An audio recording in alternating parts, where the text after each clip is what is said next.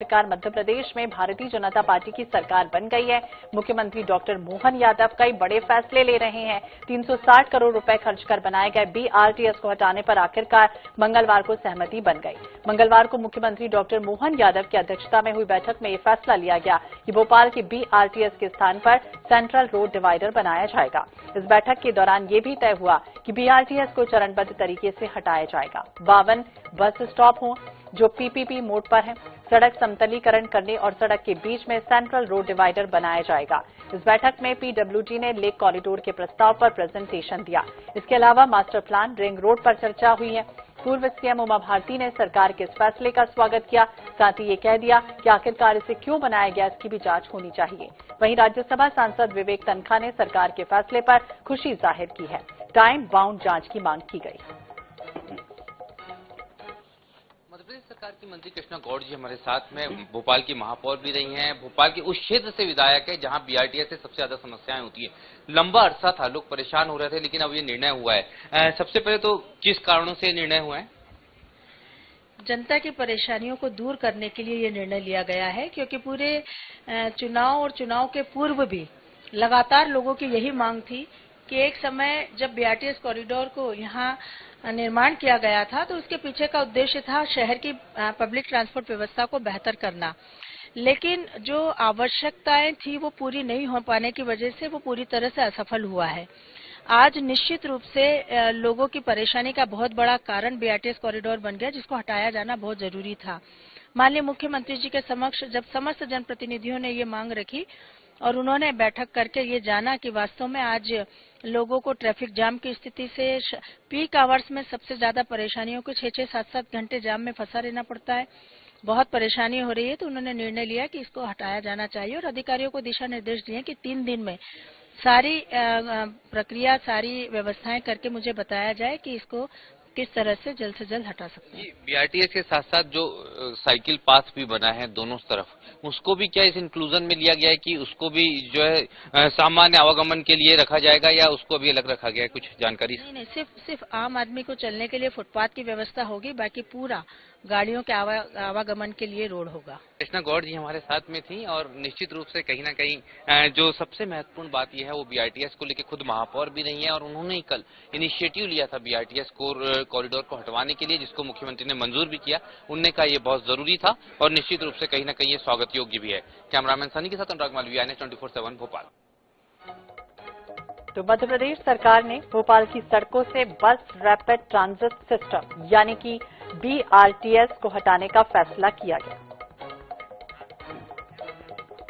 BJP प्रवक्ता राजपाल सिसोदिया जी हमारे साथ जुड़ गए हैं। राजपाल जी, बहुत बहुत स्वागत है आपका IANS 24/7 पर। मैं हूं आपके साथ श्वेता। और सबसे पहले सवाल यही कि जब भी कोई योजना लाई जाती है तो उसके फायदे के बारे में पहले तफ्तीश होती है और उसके बाद करोड़ों रुपए खर्च किए जाते हैं, लेकिन 15 साल पहले एक ऐसी योजना लाई गई जिसपे करोड़ों खर्च तो कर दिए गए, लेकिन अब ये कहा जा रहा है कि आवागमन में असुविधाएं हो रही हैं, इसलिए अब उसको हटाया जाएगा, यानी एक बार फिर से खर्च के लिए प्रावधान तैयार हो रहा है। क्या कहेंगे? देखिए, समय समय के अनुसार योजनाएं आती है और उसकी एक वैलिडिटी रहती है, उतने समय तक वो वायबल रहती है, उसके बाद में फिर मॉडिफिकेशन करना पड़ता है। अगर 2 कमरे का घर भी कोई एक परिवार बनाता है तो परिवार के सदस्यों की संख्या के अनुसार उसमें समय समय पर नवीनीकरण इत्यादि करना पड़ता है। ये तो इतना बड़ा शहर है भोपाल शहर जो है, इस शहर के अंदर आज से 15 साल पहले की स्थिति और आज 15 साल बाद की परिस्थितियों में बहुत सारा अंतर है। उस समय पे मेट्रो नहीं थी, बीआरटीएस से काम चलाना पड़ रहा था। आज हमने बीआरटीएस हटाने की बात हो रही तो हम मेट्रो लेके आए हैं इस शहर के अंदर। हमने मेट्रो के अलावा कई सारे फ्लाईओवर्स देने का काम किया है। आप देखेंगे कि डीबी मॉल के सामने से फ्लाईओवर पे चढ़ेगी जब गाड़ी तो यहाँ आकर होशंगाबाद रोड पर उतरने का काम विश्वविद्यालय के सामने होगा। तो ये सब चीजें भी होने का काम हुआ है। तो समय समय पर रिनोवेशन, नवीनीकरण करना पड़ता है और जो लोग नवीनीकरण नहीं कर पाते हैं वो विकास के साथ नहीं चल पाते हैं। अगर शहर को विकास की दौड़ में तेजी से दौड़ाना है तो समय समय पर हमें मांग के अनुसार योजनाएं लाकर और आधारभूत स्ट्रक्चर के अंदर हमें जो है संशोधन भी करना पड़ेंगे, नवीनीकरण भी करना पड़ेगा और अपग्रेडेशन भी करना पड़ेगा। वो हम कर रहे हैं। सिसोदिया जी, ये भी आपसे समझना चाहेंगे, पूर्व सीएम उमा भारती अब ये कह रही हैं कि अब उसकी भी जांच कीजिए कि आखिरकार ये बना क्यों था। राजपाल जी, आप सुन पा रहे हैं? जी जी जी, पूर्व सीएम उमा भारती ये कह रही हैं कि आखिरकार ये बना क्यों होता है, इसकी भी जांच होनी चाहिए और क्या जांच के बाद एक्शन भी होगा?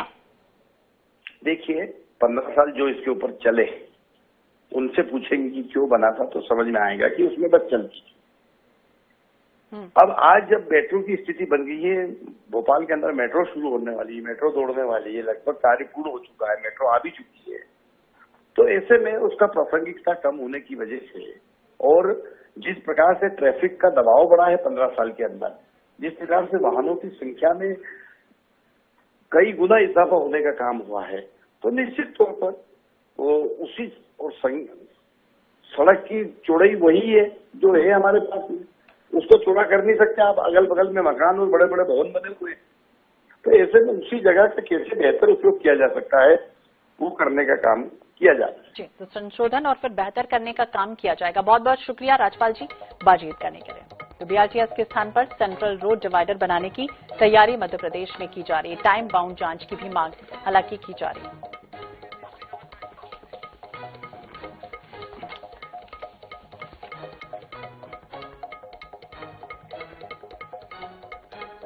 तो सीएम डॉक्टर मोहन यादव का बड़ा फैसला लिया गया है और अब इस फैसले के बाद बीआरटीएस को पूरी तरह से लागू किया जाएगा। यानी बैठक में चरणबद्ध तरीके से ट्रैक को हटाए जाने, सड़कों को लेवल किया जाएगा, उस पर चर्चा हुई है।